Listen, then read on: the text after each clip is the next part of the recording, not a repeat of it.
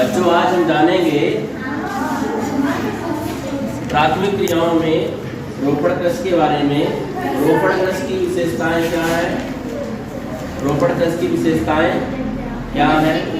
रोपण कृषि किन किन देशों में की जाती है और उन देशों में रोपण कृषि एक ऐसी फसल है जिसमें हम अधिक लाभ अर्जित कर सकते हैं। तो सबसे पहले इसकी बड़ी विशेषता क्या है? यह अधिक लाभोन्मुख कृषि प्रणाली है, इसमें अधिक आय अर्जित की जा सकती है। दूसरा इसका लाभ है, इसके अंतर्गत रबड़, आप लोग भी बोल सकते हैं रबड़, चाय, कॉफी, कोको, कपास, गन्ना, केला व अनानास, इनके पौधे लगाए जाते हैं। ठीक है जी। तो पहला आपने क्या समझा कि इसमें अधिक लाभ अर्जित किया जा सकता है।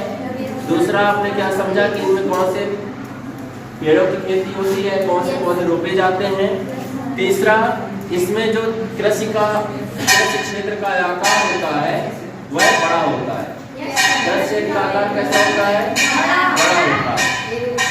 इसमें अधिक पूंजी की आवश्यकता होती है। क्या सुना आप लोगों ने? इसमें अधिक पूंजी की आवश्यकता होती है, उच्च प्रबंधन की आवश्यकता पड़ती है। इसमें हम किसी भी प्रकार से प्रबंधन में कमजोरी नहीं कर सकते। तीसरा, तकनीकी आधार पड़ती है। यह एक फसली कृषि है, अर्थात जिन खेतों में आप रोपण कृषि करते हैं, जहां आपने गन्ना लगाया हुआ है वहाँ गन्ने की खेती होगी। जहाँ रबड़, कॉफी, कोको या चाय की खेती कर रहे हैं वहाँ एक ही प्रकार के फसलों की खेती कर सकते हैं। अब एक इसमें दूसरा महत्वपूर्ण बिंदु है कि यह किन देशों में किस प्रकार की फसलें उगाई जाती हैं। और एक और महत्वपूर्ण चीज है, प्रश्न जो परीक्षा में पूछा जाता है कि किस देश का उपनिवेश किस देश में स्थापित था और किस प्रकार की रोपण कृषि की जाती है। तो पहला समझिए, यूरोप का उपनिवेश कहाँ स्थापित है? ब्राजील में। कहाँ? ब्राजील में। और ब्राजील में किस प्रकार की रोपण कृषि की जाती है? कॉफी की। और कॉफी को ही कहा जाता है फेजेंडा। ब्राजील में इसे कहते हैं फेजेंडा।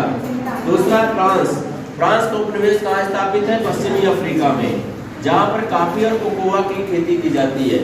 तीसरे नंबर में है ब्रिटेन का उपनिवेश भारत, श्रीलंका, मलेशिया और पश्चिमी द्वीप समूह पे है, जहाँ पर भारत, श्रीलंका में चाय, मलेशिया में रबड़ और पश्चिमी द्वीप समूह में गन्ना और केले की खेती की जाती है। इतनी बात समझ में आ गई? एक बार अगर इसे ठीक प्रकार से पढ़ने का प्रयास करेंगे तो यह ठीक प्रकार से और समझ में आ जाएगा। स्पेन का उपनिवेश कहाँ स्थापित है? फिलीपाइंस में।